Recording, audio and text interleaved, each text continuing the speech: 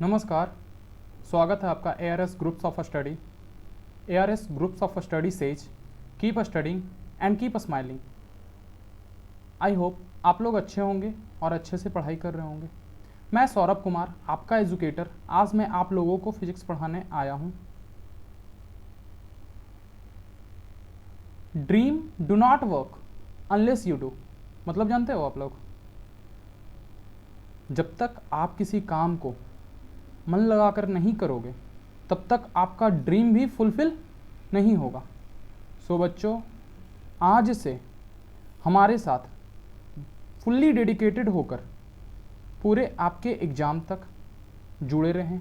हम लोग जो जो काम देते हैं वो सब सारा करें और टेलीग्राम पर पोस्ट करें। हम लोग उसे अच्छे तरीके से देखते हैं, उसका सॉल्यूशन भी देते हैं। तो आप अच्छे तरीके से अपना काम कीजिए, हम लोग अच्छे तरीके से काम करेंगे। हमारा ड्रीम है कि आप लोगों को 90+ CBSE में दिलाना है, वो पूरा हो जाएगा। समझ रहे हैं? तो लाइट रिफ्लेक्शन एंड रिफ्लेक्शन की शुरुआत करते हैं। तो देखिए, यहाँ एक बच्चा है, दिख रहा है ना आप लोग को? एक बच्चा ये क्या कर रहा है, टॉर्च से लाइट को फॉल करा रहा है एक मिरर पर, और ये मिरर उसी लाइट को बेंड कर दे रहा है दूसरे लड़के पर। ये सारा कुछ रिफ्लेक्शन कहलाता है। तो ये रिफ्लेक्शन जो टॉपिक है बहुत ही मज़ेदार होने वाला है, तो आप पूरा वीडियो के साथ जुड़े रहें। Light reflection and refraction. तो लाइट सबसे पहले हम लोग जानते हैं होता क्या है। लाइट एक प्रकार का एनर्जी है जो कि हमारे आसपास रहता है, ऑलवेज रहता है। जब अंधकार में हम लोग चले जाते हैं वहाँ पर लाइट नहीं रहता है, तो वो एनर्जी नहीं रहता है। लाइट जो होता है हम लोगों को मदद करता है किसी ऑब्जेक्ट को देखने में। तो हम लोग उस ऑब्जेक्ट को देखते कैसे हैं? तो वो ऑब्जेक्ट जो होता है वो लाइट को क्या करता है, रिफ्लेक्ट करता है, जिससे कि हम लोग देखते हैं। ठीक। अब लाइट तो ऑब्जेक्ट, जैसे कि हम लोग ऑब्जेक्ट को देखते हैं, लेकिन ऑब्जेक्ट क्या होता है, दो टाइप का होता है, एक ल्यूमिनस ऑब्जेक्ट और दूसरा non luminous object. Luminous object अब क्या होता है आप लोग तो जानते ही होंगे, क्योंकि ये तो बच्चे वाला सवाल है। ल्यूमिनस ऑब्जेक्ट ये होता है जो कि लाइट अपना खुद इमिट करता है। जैसे कि यहाँ पर आप देखिए, ये रहा सन, स्टार, बल्ब, कैंडल्स। सारे दिन में सन से लाइट आते हैं। आजकल तो बहुत ज़्यादा लाइट आ रहा है, बहुत गर्मी भी लगता होगा आप लोगों को। स्टार, चांदनी रात, गाना भी सुने हैं ना, अच्छा है। बल्ब, जब घर में हम लोग बैठे रहते हैं तो अपना बल्ब जला कर बैठते हैं। और जब लाइट चले जाते हैं तो कैंडल।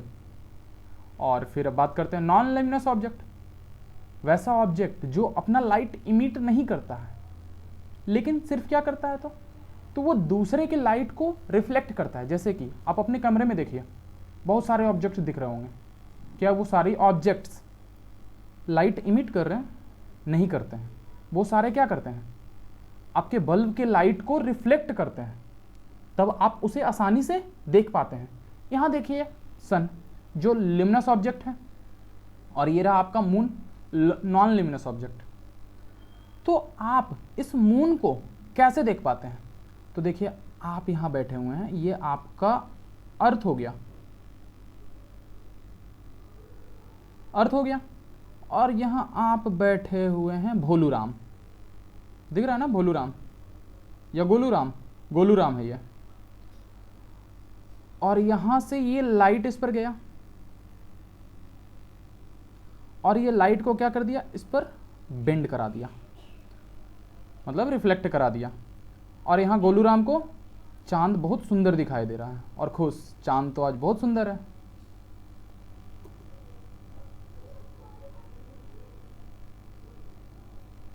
अब बात करते हैं, देखिए जो नॉन ल्यूमिनस ऑब्जेक्ट होता है वो तो बता चुके हैं कि लाइट को रिफ्लेक्ट करते हैं। किस चीज़ का? दूसरे ऑब्जेक्ट के लाइट को, ल्यूमिनस ऑब्जेक्ट के लाइट को रिफ्लेक्ट करता है और हमारे आंखों पर पड़ता है। लाइट जो होता है हमेशा स्ट्रेट लाइन में ट्रेवल करता है। कभी आप ऐसे लाइट को जाते देखे हैं? एक्चुअली आप लाइट को मूव करते देखे हैं? तो देखे होंगे, बताते हैं कैसे देखे होंगे। ये आपका विंडो है मान लेते हैं, और ये आपका सन, विंडो में एक होल है, तो क्या होता है यहाँ से जब रे आता है इस तरह से मान लीजिए, तो ये विंडो से एक लाइन, इस विंडो से आपका एक लाइन निकलते आता है, जो कि आप यहाँ पे बैठ करके, ये आप नहीं है गोलूराम है, ये बैठ करके इसे देख रहा है। और गोलूराम को क्या पता चल रहा है कि ये लाइट जो है स्ट्रेट लाइन में आ रहा है। समझ में आया? तो लाइट जो होता है हमेशा स्ट्रेट लाइन में चलता है। अब बात करते हैं वेव थ्योरी के हिसाब से।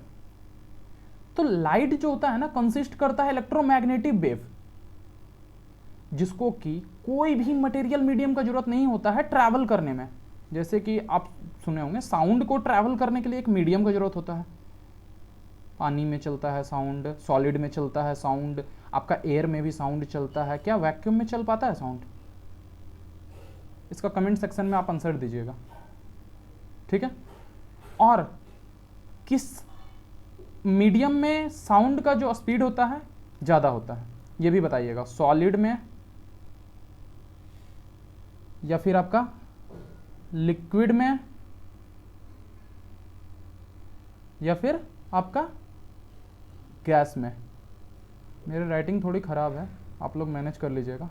और हाँ, साथ में आप लोग नोट्स बनाते जाइएगा, क्योंकि क्या होगा, इससे आपका स्टडी और अच्छा चलेगा और आपका टाइम भी सेव होगा। और बेटर होगा कि आप पहले एक बार पूरा वीडियो देखें, दूसरे बार में फिर आप दूसरे बार में आप नोट्स बना लीजिए। तो क्या होता है ना कि इससे आपको याद भी हो जाता है। एक बार नोट्स भी बन गया, दूसरे बार उसको रिपीट भी हो गया, तो आपका याद भी हो जाता है, तो ज़्यादा दिक्कत भी नहीं होगा, ठीक है। और इसका आंसर आप ज़रूर दीजिएगा, किसमें ज़्यादा लाइट का स्पीड होता है। और एक और क्वेश्चन मैं पूछा था कि वैक्यूम में साउंड का स्पीड कितना रहता है, ठीक है। तो बात कर रहे थे यहाँ लाइट पर। तो लाइट जो होता है इलेक्ट्रोमैग्नेटिक वेव के साथ होता है, जिसको कि कोई मीडियम का जरूरत नहीं होता है ट्रैवल करने में, सॉलिड में, लिक्विड में और गैस में, ये कहीं भी जा सकता है।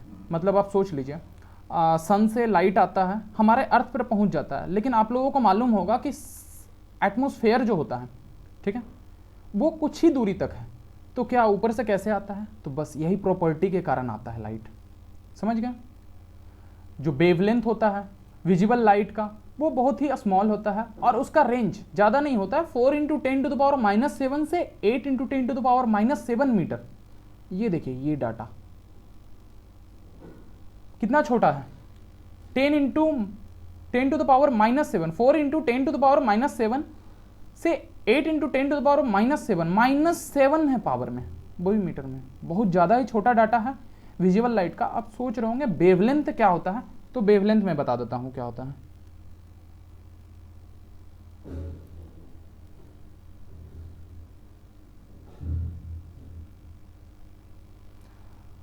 तो देखिए वेवलेंथ, आप लोग साउंड में पढ़े होंगे इसे भी। तो ये एक वेव है, ठीक है, और ये आपका इसका टॉपेस्ट पॉइंट, ये दोनों के बीच का जो डिस्टेंस होगा या इसका डीपेस्ट पॉइंट, ये और एक अगला बना देते हैं, ये दोनों के जो बीच का डिस्टेंस होगा वही आपका क्या कहलाता है, वेवलेंथ। और इसे हम लिम्डा से डिनोट करते हैं। आ गया हो समझ में? तो बोलिए, चलिए आगे बढ़ते हैं।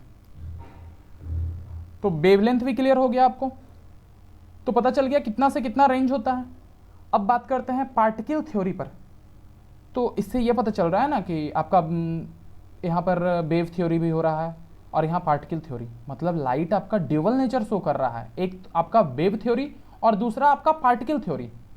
लाइट एज पर पार्टिकल थ्योरी, लाइट जो होता है कंपोज होता है किस वे में, स्ट्रेट लाइन में जाने के लिए विथ हाई स्पीड, ठीक है। Light is composed of particle which travel in straight line at a very high speed. मतलब समझ गए, लाइट जो होता है इस तरह का बना हुआ होता है जो कि स्ट्रेट लाइन में बहुत तेजी से जाता है। समझ गए? तो देखिए, वेव थ्योरी और पार्टिकल थ्योरी दोनों का जरूरी होता है मिलना, क्योंकि वेव थ्योरी के कारण तो हम लोग जान रहे हैं कि सन से लाइट हमारे पास पहुंच जा रहा है बिना मीडियम के ही, लेकिन उसका स्पीड भी तो फैक्टर करता है। तो स्पीड किस पर डिपेंड करेगा? पार्टिकल थ्योरी पर। ठीक है। और सन से, ये सन है और ये हमारा अर्थ है,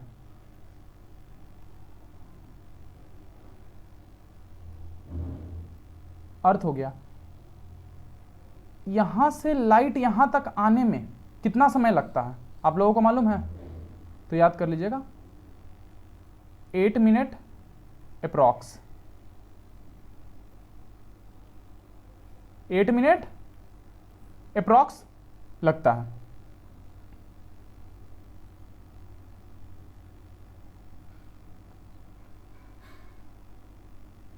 अब देखिए, वेव थ्योरी के हिसाब से कुछ जो फेनोमेना है यहां पर एक्सप्लेन किया जाता है, वो diffraction, interference and polarisation of light, जो कि आपको आगे पढ़ाया जाएगा। पार्टिकल नेचर के हिसाब से कुछ कुछ फेनोमेना है, क्या क्या है? तो आपका एक रिफ्लेक्शन है, रिफ्रैक्शन है और कास्टिंग ऑफ शैडो है, जो कि धीरे धीरे इसी के साथ चलते जाएगा हमारे साथ। लाइट बता चुके हैं अभी ऊपर में ही, ड्यूबल नेचर शो करता है, इसके साथ पार्टिकल भी होता है और वेव भी होता है। तो यहाँ तक आप लोगों को समझ में आया? ये स्लाइड बहुत ही इंपॉर्टेंट है, इसका बहुत अच्छे से पढ़िएगा इसे और इसका नोट्स अच्छे से बनाइएगा। और बाकी ये जब चैप्टर ख़त्म हो जाएगा तो सारे स्लाइड का मैं PDF फॉर्मेट में आप लोगों को टेलीग्राम पर दे दूंगा, तो हमारे साथ टेलीग्राम पर जरूर जुड़िए। हमारे टेलीग्राम का लिंक दिया हुआ रहेगा हमारे डिस्क्रिप्शन बॉक्स में, समझ गए? अब आ जाते हैं रिफ्लेक्शन ऑफ लाइट पर। रिफ्लेक्शन समझते हैं? रिफ्लेक्शन, इतना सारा बात बताए हैं, वहां से तो समझ में आ रहा होगा। चलिए देखते हैं। The process of sending back of light रे,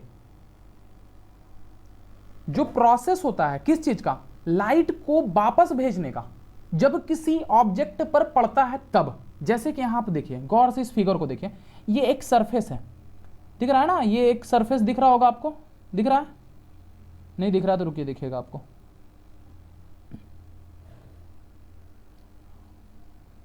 अब दिख रहा होगा, एक सरफेस दिख रहा है और यहां से एक इंसिडेंट रे फॉल किया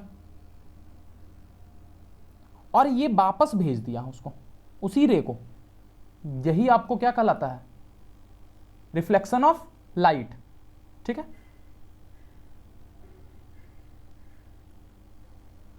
सम object reflect more light where some object reflect less light. इसका मतलब समझ गया? कुछ ऑब्जेक्ट जो होता है ना बहुत ज्यादा ही लाइट को रिफ्लेक्ट करता है, लेकिन कुछ कुछ ऑब्जेक्ट जो होता है बहुत ही कम लाइट को रिफ्लेक्ट करता है। ये क्या पर डिपेंड करता है मालूम है? तो ये सारा कुछ सरफेस पर डिपेंड करता है, वो किस सरफेस पर वो फॉल कर रहा है। क्या वो स्मूथ सरफेस पे फॉल कर रहा है, क्या वो रफ सरफेस पे फॉल कर रहा है? अगर वो स्मूथ सरफेस पे फॉल कर रहा है तो कितने इंटेंसिटी के साथ फॉल कर रहा है, तो उसका कैसा सरफेस है, स्मूथ में भी हाईली स्मूथ, कम स्मूथ, सारा कुछ फैक्टर करता है स्पीड ऑफ रिफ्लेक्शन का, समझ रहे हैं? यहाँ पर एक और देख लीजिए फिगर, इसमें भी आपका इंसिडेंट रे फॉल किया और यहाँ से ये रिफ्लेक्ट होगा, यहाँ से भी आपका एक इंसिडेंट रे फॉल किया, यहाँ से ये भी रिफ्लेक्ट होकर के वापस जा रहा है, ठीक है। द ऑब्जेक्ट हैविंग पॉलिश्ड, वैसा ऑब्जेक्ट जो पॉलिश्ड होगा, साइनी सरफेस होगा और रिफ्लेक्ट करेगा तो आपका ज़्यादा लाइट, ठीक है। जो ज़्यादा ही पॉलिश सरफेस, साइनी सरफेस होगा, वो आपका लाइट को है ज़्यादा रिफ्लेक्ट करेगा, कंपैरिजन टू किसके? अनपॉलिश्ड सरफेस के या डल सरफेस के। आप कभी सोचे हैं, आप कोई बढ़िया सा मिरर में अपने आप को देखते हैं तो आप कुछ ज़्यादा ही सुंदर लगते हैं, स्मार्ट लगते हैं, लेकिन आप कुछ मतलब एक ख़राब से मिरर में देखोगे तो आपका अच्छा चेहरा भी गंदा दिखने लग जाता है। वो सारा कुछ इसी फैक्टर पे डिपेंड करता है, आपका कैसा पॉलिश सरफेस है। आपका बहुत ज़्यादा ही अच्छा पॉलिश सरफेस रहेगा तो आपको ज़्यादा अच्छा दिखेगा। कपड़े की दुकान में बहुत अच्छा क्वालिटी का मिरर लगाया जाता है, क्योंकि आपको क्या, उनको क्या होता है, कपड़ा निकालना होता है अपना। तो कैसे निकालेंगे? तो आपको वो कपड़ा बोलेंगे ट्राई करें, ट्राई करेंगे जब आप, और उसके मिरर में देखेंगे तो आप बहुत ज़्यादा अट्रैक्टिव लगेंगे और वो कपड़ा आप पर बहुत ज़्यादा अट्रैक्टिव लगेगा। तो आपको क्या लगेगा, चलो ये कपड़ा अच्छा है, ले लेता हूँ। समझ रहे हैं? सारा कुछ मिरर का कमाल होता है। सिल्वर मेटल जो होता है बहुत ही अच्छा रिफ्लेक्टर होता है। अब सोच रहे होंगे सिल्वर ये तो थोड़ा कॉस्टली है, लेकिन क्या होता है, इससे सिर्फ पेंट किया जाता है, ठीक है। मिरर के पीछे में आप देखे होंगे रेड कलर का कोटिंग रहता है। कोई भी मिरर आप छोटा वाला मिरर भी देख सकते हैं, छोटा वाला मिरर रहता है जो, उसके पीछे में आप कभी खोलिएगा उसे, प्लास्टिक कवर हटाइएगा उसे, तो देखिएगा पीछे रेड कलर का कोटिंग होता है, तो क्या वो सिल्वर कोटिंग है? नहीं। तो सिल्वर कोटिंग जो होता है ना, वो पहले लगा दिया जाता है, सिल्वर कोटिंग कर दिया गया, तो क्या होगा, सिल्वर कोटिंग तो खराब हो सकता है, तो उसे प्रोटेक्ट करने के लिए एक रेड कलर का कवर किया जाता है, जो कि एक पेंट होता है, वो आपके सिल्वर कोटिंग को प्रोटेक्ट करता है, रेड पेंट। प्लेन मिरर क्या होता है? एक थिन मिरर है, फ्लैट एंड स्मूथ सीट है प्लेन मिरर। यहां आप देखिए एक थिन मिरर दिख रहा है ना आपको, थिन, एक थिन, रुक जाइए आपको दिखेगा अच्छा से, दिख रहा है अब, ये प्लेन मिरर दिख रहा है यहाँ। तो ये एक थिन सीट होता है ग्लास का, जिसके एक साइड में क्या किया जाता है, सिल्वर से कवर कर दिया जाता है, सिल्वर से पेंट कर दिया जाता है, उसके बाद आपको उसका कवरिंग लगा दिया जाता है रेड कलर का, ठीक है, सिल्वर कोटिंग किया जाता है, रेड कलर का उस पर लगा दिया जाता है। और कोई भी बंडल रे का एक बंडल जो कि आपका बीम ऑफ लाइट कहला जाता है, जैसे कि आप पहले स्लाइड में देखे थे, देख लीजिए एक बार, यहां देखिए, यहां से एक रे निकल रहा है, ये क्या है, beam of, ray of bundle है, इसे ही हम लोग बीम कहते हैं, बीम ऑफ लाइट। आ गया समझ में? चलिए आगे चलते हैं।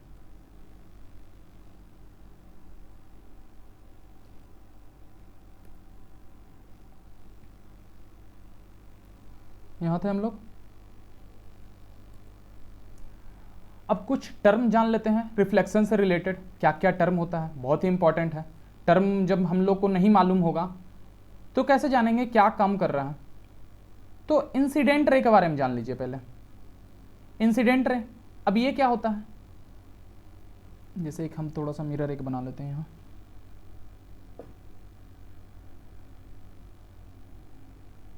ये आपका एक मिरर हो गया, दिख रहा होगा, और इस मिरर पे एक नॉर्मल बना लीजिए आप।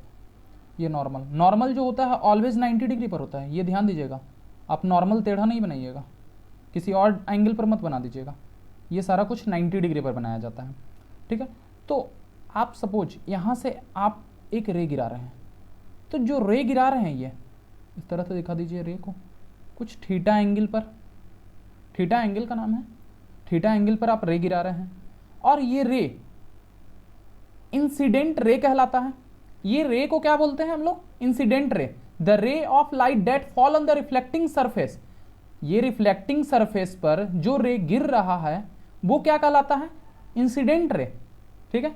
अब क्या होगा, यहां से ये सेम एंगल पर रिफ्लेक्ट होकर के वापस जाएगा, ठीक है, तो ये क्या कहलाता है, रिफ्लेक्टेड रे, ठीक है। ये आपका आर रे कहलाता है, और ये आपका आई रे कहलाता है। समझ में आया? आई रे मतलब इंसिडेंट रे, आर रे मतलब reflected ray. Reflected ray, the ray of light that is sent back by the reflecting surface. वैसा रे लाइट का जो कि इंसिडेंट तो होता है और वापस रिफ्लेक्ट होकर के चला जाता है, वो आपका रिफ्लेक्टेड रे कहलाता है। और नॉर्मल के बारे में तो मैं बता रखा हूं पहले ही, ये आपका नॉर्मल होता है, नॉर्मल होता है। The normal is a line at right angle to reflected surface to the point of incidence. ये ध्यान दीजिएगा, राइट एंगल, ये इंपॉर्टेंट है, आप किसी और भी एंगल पे नहीं ले सकते हैं, ठीक है। एंगल ऑफ इंसिडेंस मैं बता रखा हूं यहां, जिस एंगल पर इंसिडेंस रे मिरर पर फॉल कराया जाएगा वो आपका एंगल ऑफ इंसिडेंस कहलाएगा, ठीक है। और जिस एंगल से एंगल रिफ्लेक्टेड रे आपका मिरर से दूर जाएगा वो आपका रिफ्लेक्टेड रे कहलाएगा, या फिर एंगल ऑफ रिफ्लेक्शन कहलाएगा, ठीक है। Angle of reflection, it is the angle made by reflected ray and the normal. समझ गए? अब कोई ऑब्जेक्ट के बारे में बात करते हैं। अब ऑब्जेक्ट कैसा होता है, इमेज क्या होता है। तो ऑब्जेक्ट, जैसे सोचिए आप, ये है आपका मिरर, ठीक है, यहां आपका गोलू राम, ठीक है ना, गोलू बहुत बदमाश है, ठीक है। ये क्या हो गया, आपका ऑब्जेक्ट है, ठीक है। Object, anything which give out light रे, यहाँ से गोलूराम से लाइट निकल रहा है कुछ कुछ। अब लाइट, ये तो लिमिनस ऑब्जेक्ट है नहीं, गोलूराम लिमिनस तो है नहीं, तो ये कहीं का लाइट को, ये आपका बल्ब था, ये बल्ब का लाइट को ही रिफ्लेक्ट कर करके यहाँ पर आपके मिरर पर फॉल करा रहा है। ठीक है, मिरर पे फॉल कराया और ये क्या हो रहा है, आइदर इट ऑन, और ये डिपेंड करता है ना, ये गोलूराम अगर लिमिनस हो गया तो ऐसा तो होता नहीं है, जादूगर तो है नहीं वो, तो इसका एक इमेज बनेगा। ये जितना दूरी पर होगा, मान लीजिए x डिस्टेंस पर, उसका इमेज भी उतना ही दूरी पर बनेगा, x डिस्टेंस पर ही बनेगा गोलू का image. Image is an optical appearance produced when light ray coming from an object reflected from the mirror. देख लिए, इमेज क्या होता है, एक ऑप्टिकल अपीयरेंस होता है जो प्रोड्यूस कर रहा है, कब, जब लाइट रे कम, मतलब आ रहा है इस पर से इस पर, इस मिरर पर, और इसका इमेज यहां बना दिया जाएगा। समझ में आ गया, समझ में आया। चलिए अब बात करते हैं वर्चुअल इमेज पर। वर्चुअल इमेज क्या होता है, ठीक है, और रियल इमेज क्या होता है। तो सोचिए आप, वैसा इमेज जो कि स्क्रीन पर नहीं उतारा जा रहा है, क्या ये स्क्रीन पर उतर रहा है गोलूराम, नहीं, स्क्रीन पर जो नहीं उतारा जा रहा है वो आपका वर्चुअल इमेज हो रहा है। अब सोच रहे होंगे स्क्रीन क्या बोल रहे हैं सर, अब ये स्क्रीन का क्या पंगा आ गया, तो स्क्रीन के बारे में देख लेते हैं थोड़ा सा। तो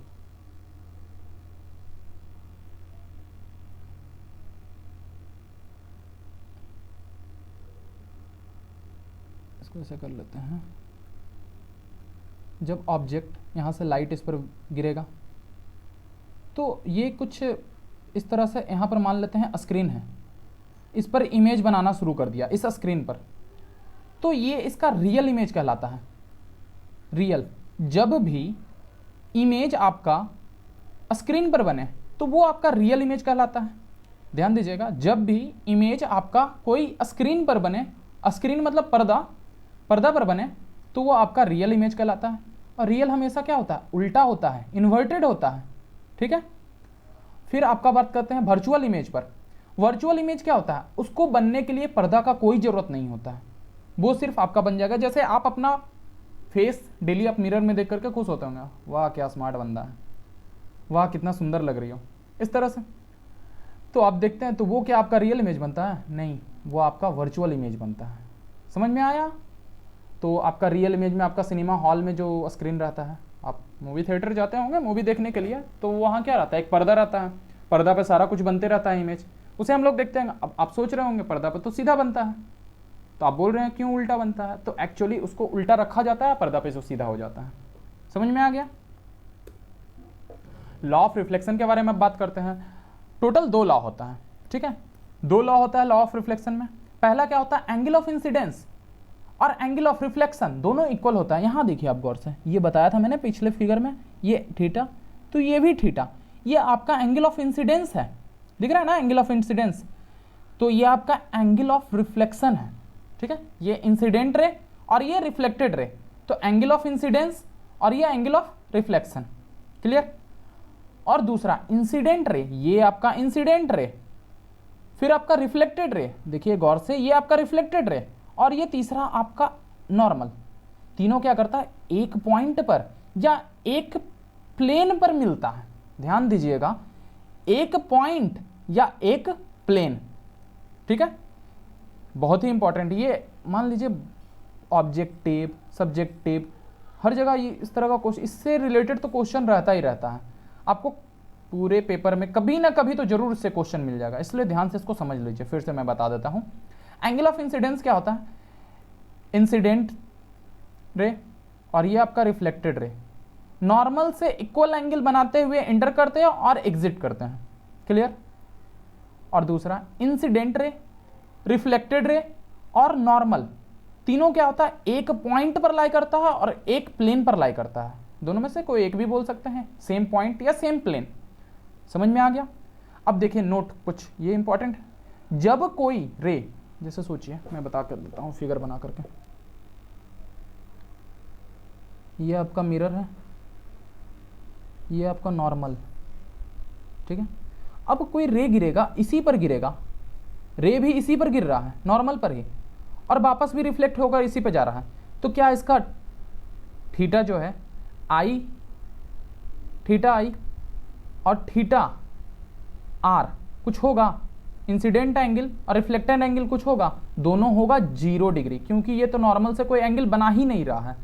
व्हेन ए रे of light which is incident normally on a mirror is reflected back along the same path because of angle of incident as well as angle of reflection is 0। समझ में आ गया? चलिए अब थोड़ा सा और देखते हैं आगे, रेगुलर रिफ्लेक्शन और डिफ्यूज रिफ्लेक्शन। अब रेगुलर रिफ्लेक्शन का क्या भला आ गया और डिफ्यूज रिफ्लेक्शन, अब रिफ्लेक्शन में भी टाइप फिर से बढ़ रहे हैं। तो देख लीजिए क्या होता है रेगुलर रिफ्लेक्शन। जब कोई, जैसे यहां देखिए एक प्लेन मिरर है और यहां पर एक बीम आ रहा है, दिख रहा है ना आप लोग को अच्छे से? हाँ, कोई प्रॉब्लम हो, मतलब अगर कोई स्पीड का प्रॉब्लम कि आप सर बहुत तेज़ पढ़ाते हैं या बहुत स्लो पढ़ाते हैं तो ये सब ज़रूर बताइएगा, ठीक है? और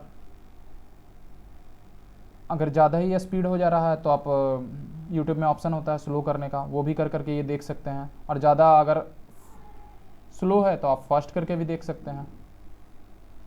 यहाँ देखिए ये इंसिडेंट रे गिर रहा था और ये रिफ्लेक्टेड रे जा रहा था, ठीक है? तो इंसिडेंट रे गिरा और रिफ्लेक्टेड रे चला गया।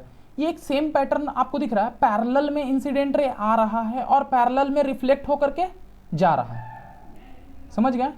तो पैरेलल में इंसिडेंट रे आ रहा है और पैरेलल में रिफ्लेक्ट होकर के जा रहा है। A parallel beam of incident ray is reflected as a parallel beam in one direction, एक डायरेक्शन से आ रहा है और दूसरे एक ही डायरेक्शन में तीनों जा रहा है। Regular reflection at a light occur from a smooth surface like that of plane mirror और हाईली पॉलिश्ड मेटालिक सरफेस। तो रेगुलर सरफेस जो होता है, रेगुलर रिफ्लेक्शन जो होता है आपका लाइट से जो अकर करता है वो स्मूथ सरफेस से बहुत ही अच्छा बनता है, प्लेन मिरर से, और हाईली पॉलिश सरफेस से ही बनता है, समझ गए? जैसे कि ये फिर से ये जो होगा ना मिरर वो बहुत ही हाईली पॉलिश्ड होगा, बहुत ही अच्छा क्वालिटी का मिरर होगा, तभी आपका रेगुलर रिफ्लेक्शन दिखाएगा। अगर ये थोड़ा सा भी क्वालिटी खराब होगा तो आपका रेगुलरनेस भी गड़बड़ हो जाएगा।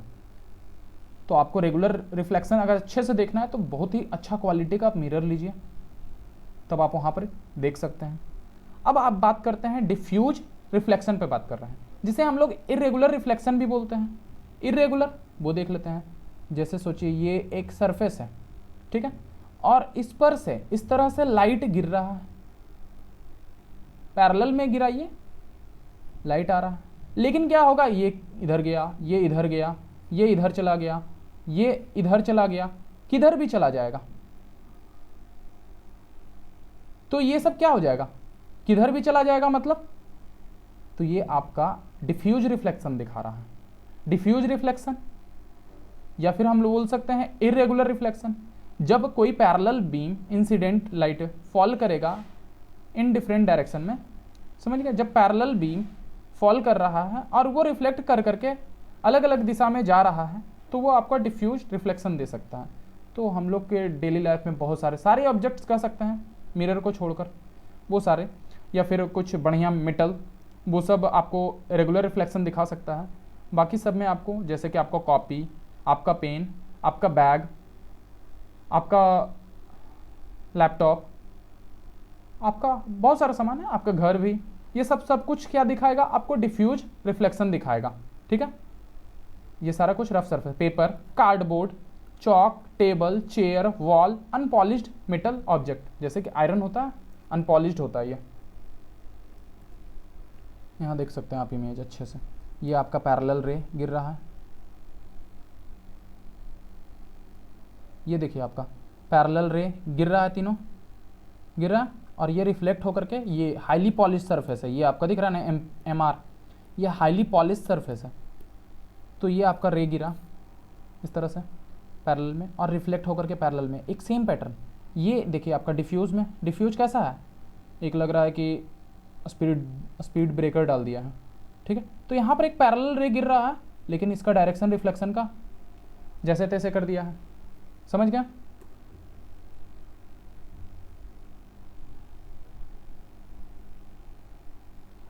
अब बात करते हैं इमेज जो बनता है प्लेन मिरर से उसका प्रॉपर्टी कैसा होता है, ठीक है? तो प्रॉपर्टी पे बात करते हैं। तो आप गौर से देखिए, समझा देता हूँ मैं पहले। ये आपका प्लेन मिरर है, दिख रहा है, और यहाँ पर अगेन मिस्टर गोलू राम, ठीक है। फिगर को समझिएगा, फिगर अगर आप समझ जाते हैं तो आपको लाइट में दिक्कत बहुत कम ही होने वाला है।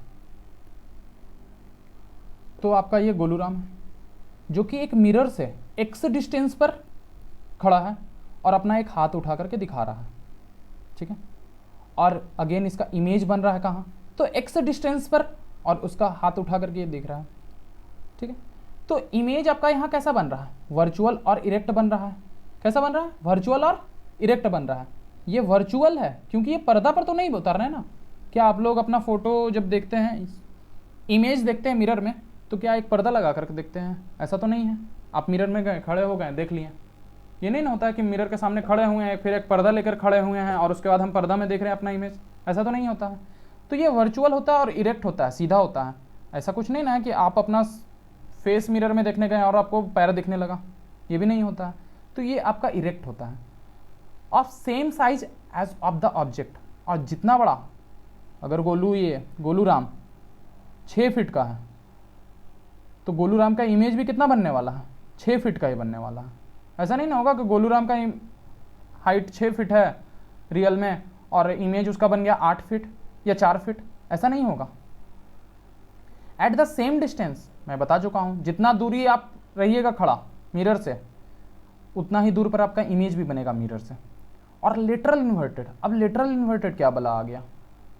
लेटरल इन्वर्टेड तो पता नहीं क्या होता है, तो चलिए सीखते हैं। पहले यहाँ पर आप एक देख लीजिए, प्लेन मिरर है, ये आपका लाइट रे फॉल किया, यहाँ पर इस तरह से लाइट निकला और ये यहाँ से बेंड किया और आपके आँख यहाँ से देख रहे हैं आप इजीली, यहाँ पर ऑब्जेक्ट इसका इमेज बन गया। साइड मिरर से बहुत लोग देखते हैं ना। अब हम बात कर रहे हैं लेटरल इन्वर्जन का। लेटरल इन्वर्जन बहुत ही इंपॉर्टेंट है। जब कोई ऑब्जेक्ट जो होता है, जैसे चलिए पहले हम जान लेते हैं क्या होता है। आप जब अपना राइट हैंड उठाते हैं मिरर के सामने, तो आपको क्या लगता है, आप राइट हैंड उठा रहे हैं या लेफ्ट हैंड उठा रहे हैं? कभी नोटिस नहीं किए होंगे, चलिए कोई बात नहीं। क्रिकेट में इंटरेस्ट है? अगर नहीं है तो फिर भी मेरे रिक्वेस्ट पे एक बार देखिएगा। क्या कीजिएगा, एक मिरर के सामने, मिरर टीवी चला दीजिएगा अपना और सामने मिरर में देखिएगा। तो मेरा फेवरेट MS धोनी, ठीक है। तो MS धोनी जो होता है राइट हैंडेड बैट्समैन है, लेकिन जब मिरर में उसे मैं देखूंगा तो वो लेफ्ट हैंडेड बैटिंग करेगा। तो फिर आप सोचिएगा MS धोनी तो राइट हैंडेड है, वो लेफ्ट हैंडेड क्यों खेल रहा है? तो वो लेफ्ट हैंडेड नहीं खेल रहा है, आप मिरर में देख रहे हैं, वो लेटरल इन्वर्जन होता है। अगर आप राइट उठाइएगा तो मिरर में आपका लेफ्ट उठने वाला है हाथ, समझ गए? चलिए देखिए, when an object is placed in front of mirror, then the right side of object appear to become the left side of image. जैसे इस बंदे ने राइट साइड उठा रखा है, लेकिन ये सामने में इसका लेफ्ट बन रहा है, दिख रहा है ना। The change of side of an object it's mirror image is called lateral inversion. समझ में आ गया होगा आप लोगों को। चलिए एक बार फिर से मैं बता देता हूं। जब कोई ऑब्जेक्ट प्लेन मिरर के सामने रहता है, तो अगर वो अपना राइट हैंड को राइज करेगा, तो जब वो इमेज देखेगा तो उसका लेफ्ट हैंड राइज होगा, या फिर जब वो अपना लेफ्ट हैंड राइज करेगा तो इमेज में उसका राइट हैंड राइज होगा। वही आपका क्या होता है, लेटरल इन्वर्जन, ठीक है। Phenomena of lateral inversion is due to the reflection of light. ये सारा कुछ आपका रिफ्लेक्शन ऑफ लाइट पर डिपेंड करता है, समझ गए? अब जैसे देखिए, यहाँ एम्बुलेंस जो होता है, कभी अपने एम्बुलेंस को देखें, उसके सामने में हमेशा उल्टा रहता है लिखा हुआ, सीधा नहीं रहेगा, वो उल्टा रहेगा। क्यों? क्योंकि जो आगे वाले व्हीकल्स हैं उसके, वो क्या मिरर में देखते रहते हैं ना। तो अगर ये एम्बुलेंस सीधा लिख देगा तो उसके मिरर में क्या बनेगा, उल्टा इमेज बन जाएगा, तो उसको पता नहीं चलेगा, तो उसे पास भी नहीं मिलेगा। एम्बुलेंस है तो पास तो देना चाहिए, क्योंकि इसमें तो लाइफ का सवाल होता है ना। आप लोग भी व्हीकल चलाते हैं ना, तो पास दिया कीजिए एम्बुलेंस को। तो एम्बुलेंस हमेशा उल्टा रहता है, लेकिन हाँ, गाड़ी के पीछे वाले साइड में एम्बुलेंस सीधा लिखा हुआ रहता है। ऐसा मत सोचिएगा कि दोनों साइड में उल्टा ही लिखा हुआ रहता है, ठीक है। अब एक क्वेश्चन कर लेते हैं। देखिए क्या दिया हुआ है, the rear view mirror of a car, a truck driver is reversing his car at a speed of 2 metre. ठीक है, the driver see in his rear view mirror the image of the truck parked behind the, देखिए यहां miss print हो गया, sorry, car यहां होगा, car का देखिए पहले बता देता हूं मैं, ये छोटू सा मेरा कार है, ठीक है, और यहां पर एक डरावना सा ट्रक,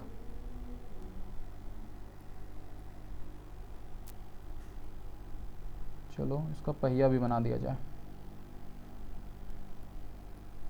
बहुत सारा, ठीक है। तो ये जो कार जो है पार्क मतलब क्या कर रहा है, यहाँ पर अपना मिरर में देख रहा है, पीछे ये ट्रक लगा हुआ है। तो क्या था ना कि स्पीड क्या था बैक करने का, 2 मीटर, ये 2 मीटर के स्पीड से, 2 मीटर पर सेकंड का स्पीड से पीछे जा रहा है। तो फिर पूछ रहा है ना कि ये ट्रक इसको कितने मीटर के स्पीड से आगे आता हुआ दिखेगा। तो सोचिए मैं क्या बताया, कोई एक मिरर है, तो ऑब्जेक्ट इसके जितने स्पीड से इसके सामने जाएंगे, ठीक है, तो उसका इमेज भी उतना ही स्पीड से उसके सामने भागते हुए आएगा। तो रिलेटिव देखिए, रिलेटिव क्या हो जाएगा, रिलेटिव तो 2 + 2 4 मीटर पर सेकंड हो जाएगा इसका। तो इस कार के ड्राइवर को क्या लगेगा कि ये ट्रक जो है उसके नजदीक 4 मीटर पर सेकंड के स्पीड से आ रहा है। समझ में आ गया? इसका सॉल्यूशन है, यहां पर पढ़ सकते हैं।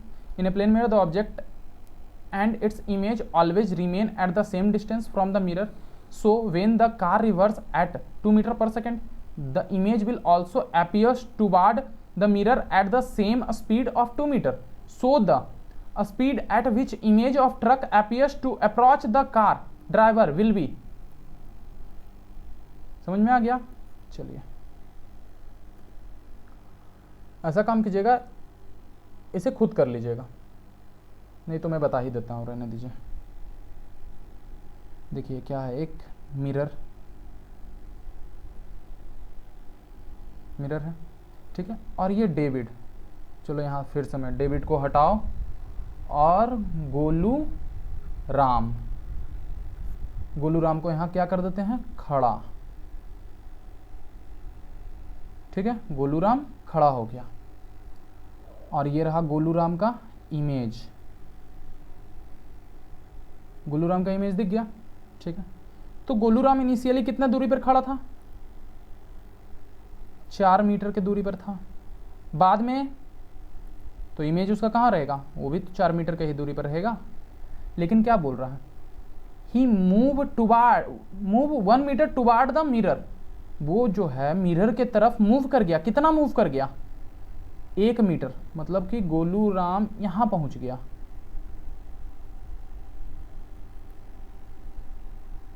शांत बैठता नहीं ना ये, इसीलिए उठ करके भाग गया। शांत बैठता, अभी लॉकडाउन था, जाना भी नहीं था बेचारे को, तो उसका इमेज भी क्या होगा, 1 मीटर मिरर की तरफ शिफ्ट होगा कि नहीं होगा, बताया था ना मैंने। आप इधर जाइएगा तो आपका इमेज, आप ऑब्जेक्ट इधर जाएगा तो आपका इमेज भी मिरर की तरफ आएगा। उसी तरीके से यहां पर भी है। तो अब कितना दूर बच गया, यहां 3 मीटर और यहां 3 मीटर। तो पूछ क्या रहा है यहां, the distance between Golu Ram and his image will be, क्या हो जाएगा, गोलू राम ये और उसके इमेज के बीच का डिस्टेंस कितना हो जाएगा, 3 + 3 = 6 मीटर हो गया। आ गया समझ में? नहीं समझ में आया होगा तो आप कमेंट पर बताइएगा, मैं फिर से बता दूंगा अगले दिन, या फिर टेलीग्राम पर बताइएगा।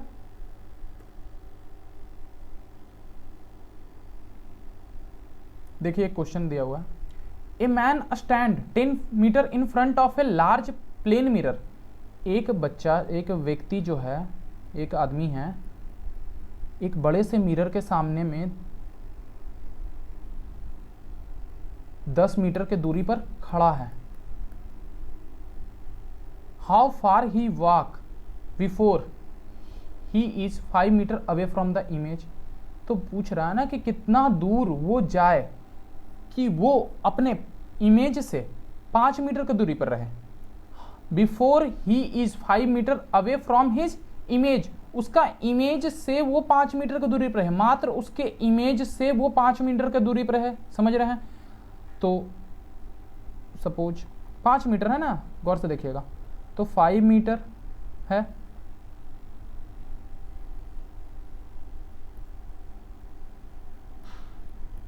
दोनों के बीच में कितना होना चाहिए? He 5 metre away from his image, तो अपने से और उसके इमेज से 5 मीटर का मात्र दूरी होना चाहिए। शुरुआत में कितना था? ये देखिए, इधर 10 और ये 10, टोटल कितना हो गया? 10 + 10, 10 + 10, 10 + 10। शुरुआत में इनिशियली 20 था, 20 मीटर दोनों के बीच का डिस्टेंस गैप। अब क्या हो गया? दोनों के बीच का गैप 5 मीटर हो गया, दोनों के बीच का गैप। तो क्या करेंगे? ये 15 मीटर आ गया दोनों के बीच का गैप। तो पूछ रहा है ना कि कितना मीटर वो जाएगा मिरर के तरफ, तो क्या हो जाएगा? 15/2 हो जाएगा ना, क्योंकि ये जो है दोनों म्यूचुअल देखेंगे है ना, तो इसको काटेंगे तो बताया जाएगा क्या कि 7.5 मीटर जो है कौन? वो आदमी मिरर के तरफ गया, तभी वो अपने इमेज से 5 मीटर के दूरी पर रहेगा। चलिए आज के लिए रहने देते हैं। स्फेरिकल मिरर अगले दिन पढ़ाएंगे, स्फेरिकल मिरर को अगले दिन चलाते हैं।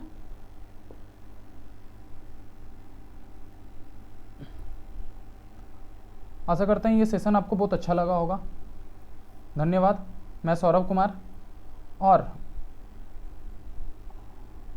हमारा एक मोटो है, keep studying and keep smiling and keep sharing also. Please subscribe and share this channel.